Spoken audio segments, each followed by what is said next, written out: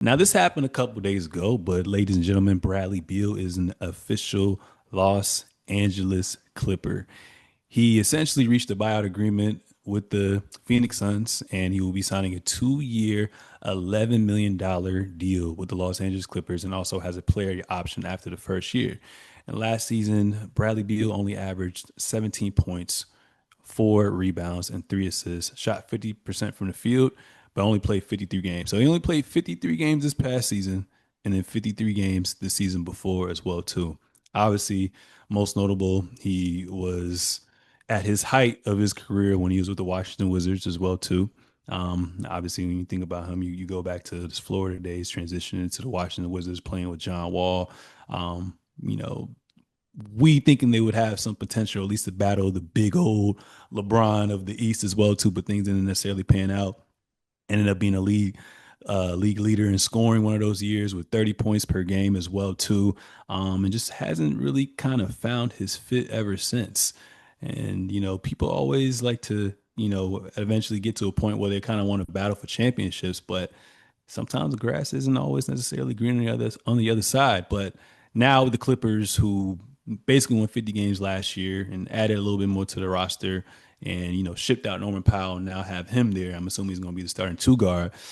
Carl, man, what are your expectations for Bradley Beal being a Clipper and everything he's kind of been through? My expectations are very low. Um, as a matter of fact, I don't know if I even have real expectations for Bradley Beal at this point in his career, and in my NBA fandom. No, to be honest, I don't think that this team,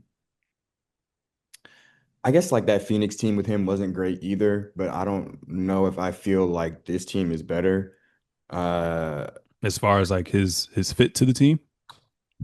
maybe not even just his fit, but the team in general.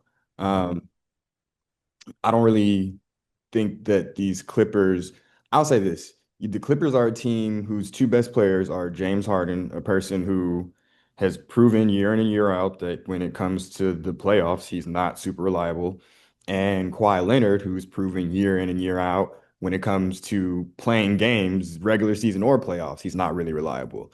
And even though he played in the postseason last year, it looked like he started to wear down as the games went on. So I just have zero faith in two 35-year-olds, leading my team to anything if they're not named LeBron James, or Steph Curry. And that's a very short list.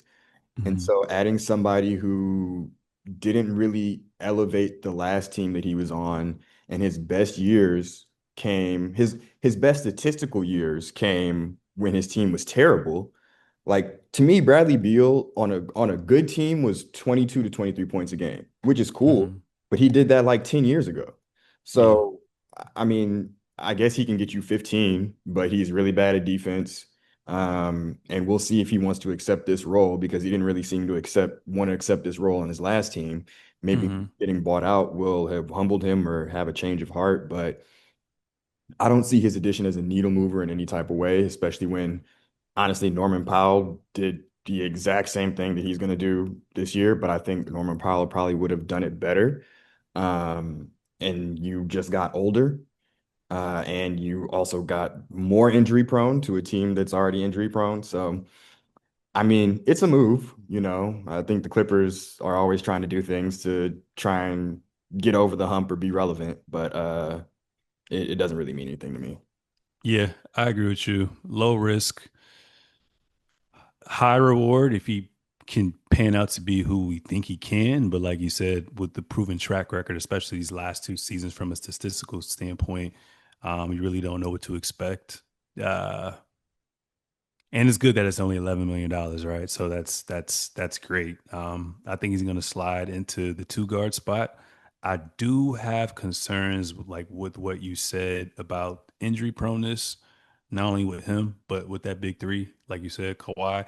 Harden's for the most part has been pretty durable, but like you said, the flip side to even though he's Iron Man during the regular season, when it matters the most, he kind of shrinks away from the moment, and sometimes his game really doesn't translate to being highly effective, especially when the game slowed down in the playoffs as well too. So that's one thing I do like with Bradley Beal as opposed to Norman Powell. I think they're pretty much equal, but as far as like a pure scoring standpoint, I feel like Bradley Beal has the edge. I think with Norman Powell is more so he catch and shoot threes, gets a lot of his buckets in transition or line drives. Where I think Bradley Beal game is translated more in the playoffs, being a three level scorer. He can go off pin downs. He can spot up shoot.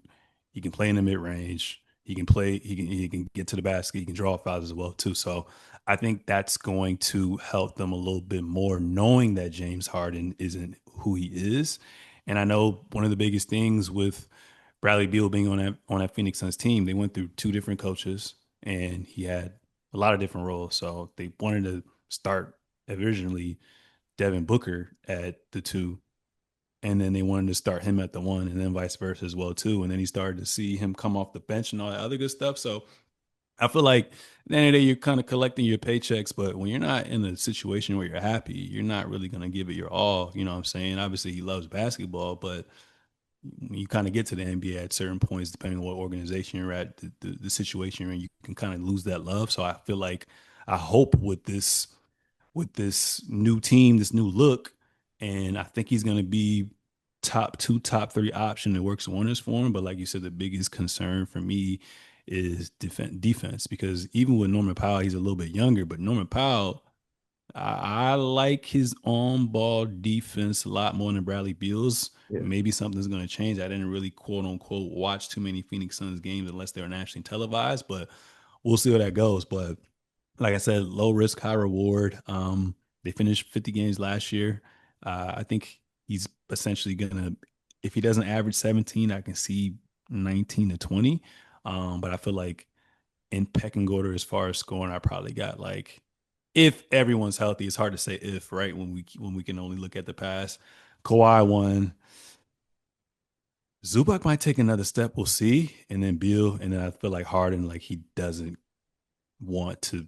I think he wants to more so be a facilitator. So I think this should boast well for him. And if it's any coach to get the best out of him, especially given the last coaches he's been with, I think is with someone as consistent as Ty Lue. So